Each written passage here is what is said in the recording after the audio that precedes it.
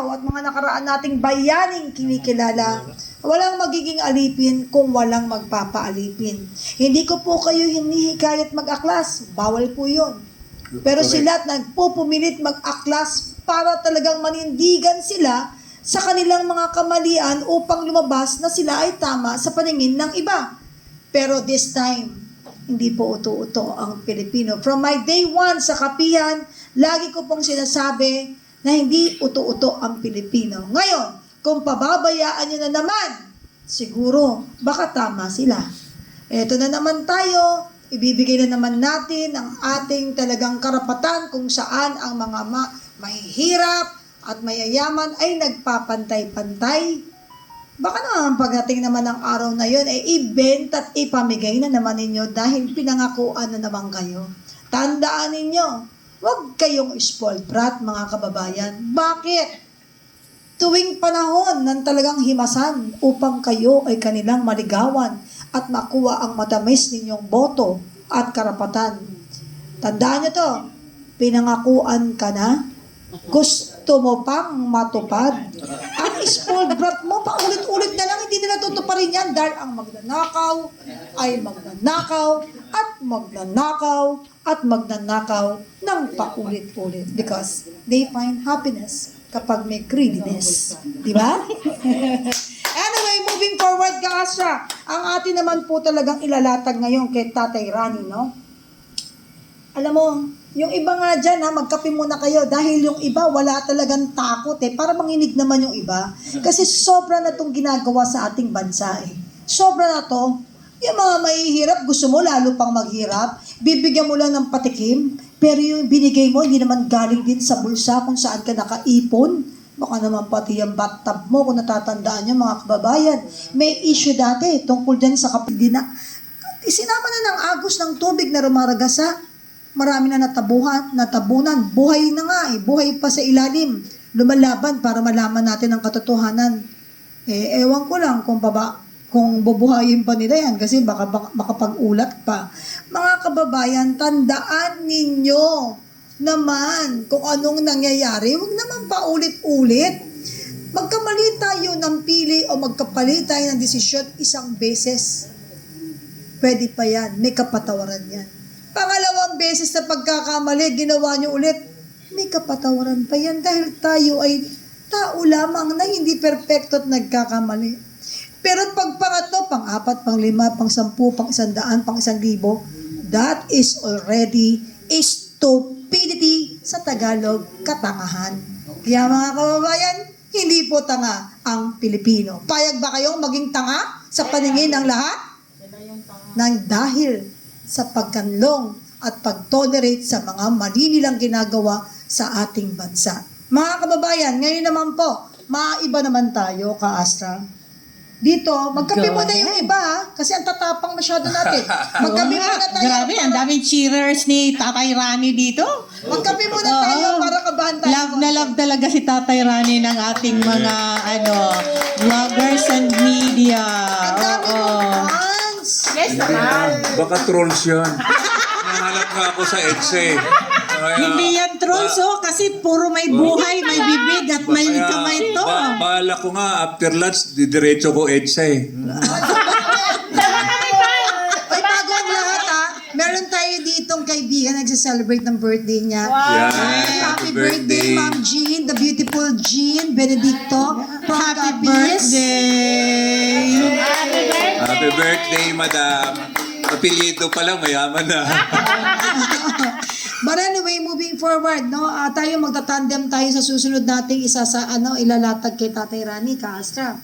Kailangan natin bigyan siya ng pagkakataon na magbigay ng mensahe sa iba't ibang departamento ng gobyerno. Siyempre, ito ay patungkol sa mga heads, kung saan sila ang may kumpas kung anong gagawin para naman maging kapakipakinabang ang kanilang liderato sa atin pong bansa. So, unahin natin, anong departamento ba ang una natin? Ano po ang mensahe ninyo sa... May tanong muna ako sa kanya bago siya magmensahe sa mga Hindi, may tanong muna ako sa kanya bago ka magtanong sa mga mensahe na... Oo, tatanungin ko muna to kasi alam ko nakasama naman niya at sumuporta siya, 'di ba? Kasi nitong mga nakaraan, grabe din ang panggigipit at pang-iipit sa Brave 14. Brave 18 actually, no. Brave 18 plus 4. Minus 4. Nabawasan na yung nabawasan na yung nabawasan. Kaya ito yung katanungan ko. I think ka-Astra, ikakat din kita kasi kinat mo ako. Let's be fair. Kasi, mapuputol mawawala yung momentum ni Karani. Sige.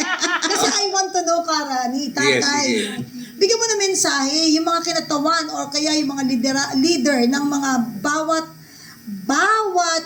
departamento ng gobyerno na kung saan may kinalaman sa mga pangyayari at kaganapan sa ating bansa. Pangunano na, ano masasabi mo po sa head ng DPWH?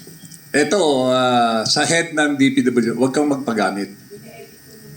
Alam mo yan, galing ka dati sa matino. Ngayon, alam mo rin kung matino ang boss mo. Huwag kang magpagamit kung may konsensya ka. Yun. Kailangan pakilala niyo siya kay Conscientia. Baka kaya lagi niyang kilala si Consi Rani. Tsaka, hindi nakukuha yan sa yung tinatawag niyang paawa-look. Artista. Mula nung ika na punta siya sa DPWH, mukhang para bang pinabayaan niya na yung sarili niya. Parang tumanda na siya, namuti na buhok. Mababalbas. Hindi effective yan. Yan ay gawa. Kung sino man ang advisor mo, Palitan mo na yan. palitan mo na yan. Dahil kung yan, mag-artista ka na lang. Mag-artista ka na lang. Yung drama effect ng personal na appearance mo, yung pagmumukha mo, kita mo ang resulta ng 1 taon mong panunungkulan na puro ka salita, puro ka sinasabi. Ano ang nangyari? Sinampal ka ng kalikasan.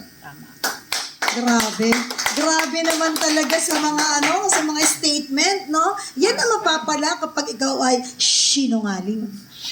Next agency. Ikaw, Ano ang mensahe mo kay MMDA Chairman General Torre?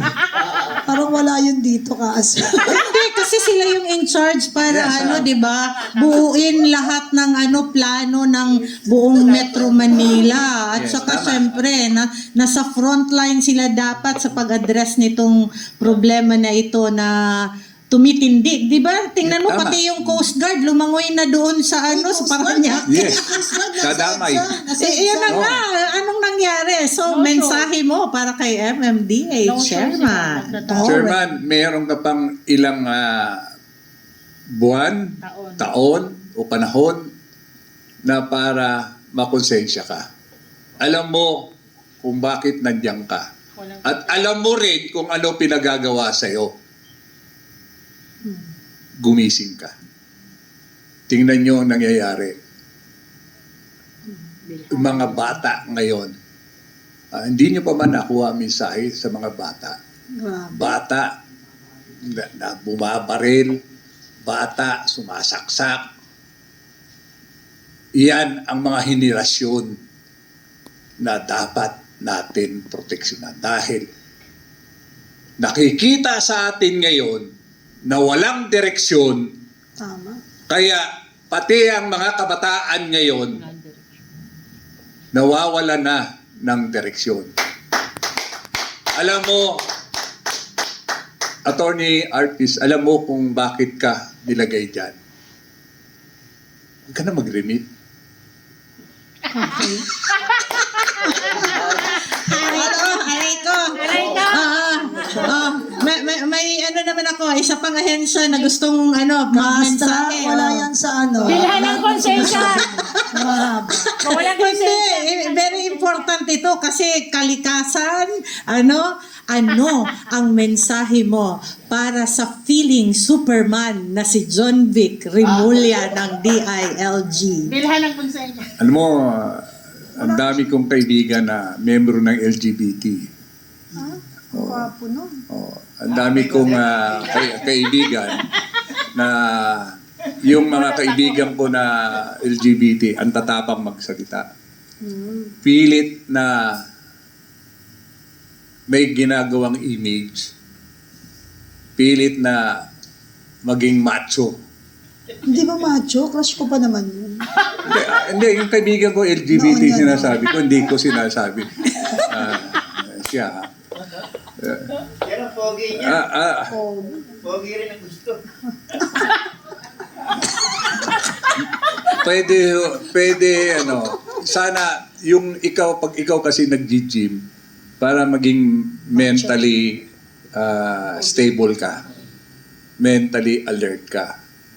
At kailangan lagi kang physically fit.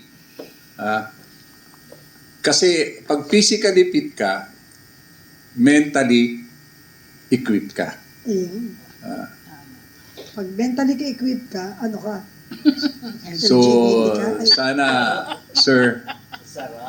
sana sir, gampanan po natin ang ating tungkulin base doon sa ating oath of office. yun. At Ganyan na ganyan. basahin niyo po uli. Kaya nga Hindi ba? Teka, Tatay Rani.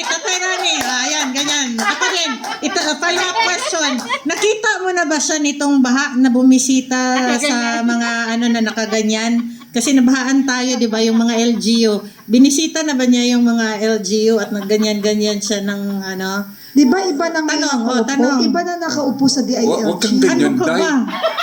Huwag kang Siya ganyan, pa rin, Day. John Kadiri Vic. yun. Si Abalos na, di ba? Ano ka ba si Abal?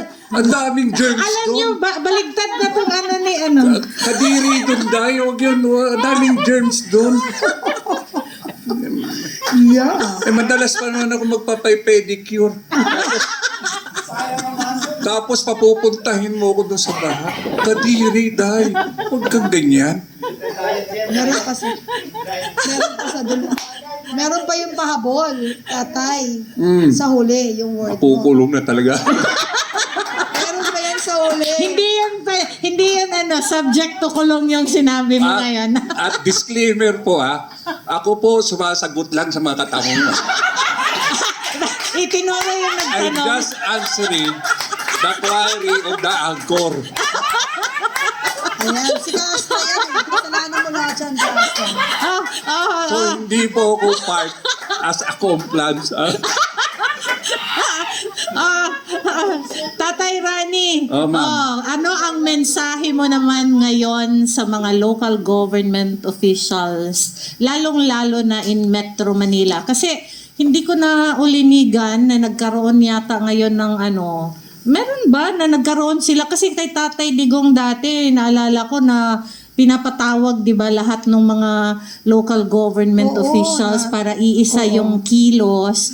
Pagka nagkaroon ng ganitong malawakang baha, malawakang nasa racket pa ba ng papuntang Mars si Presidente at bakit parang hindi ko nakitang, unless mali ako, kayo ba nakita nyo na pinatawag ng ng Malacanang ang lahat ng mga mayor ng Metro Manila para pag-isahin at pagbuklurin? Tatay Rani, anong mensahe mo sa mga mayors of Metro Manila at kay President Bongbong Marcos? Alam ko naman po yung ating po mga LGU.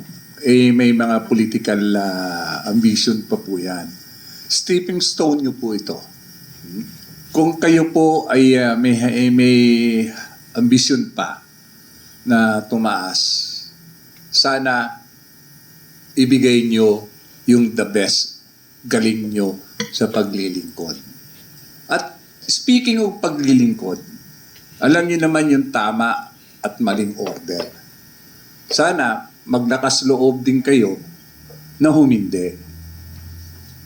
At ang taong bayan naman ang maghuhusga sa inyo. Kaya lang, karamihan sa local government natin, pag ako yumaman talaga, bibili rin ako itlog. Hindi ko pa konsensya. Bibili rin ako ng itlog. Walang At bayan. bibigyan ko sila ng mga baka truck na itlog. Dalawa na pala yung bibilhin ni Tatay Rani pagka ano, no? Dalawa na yung bibilhin.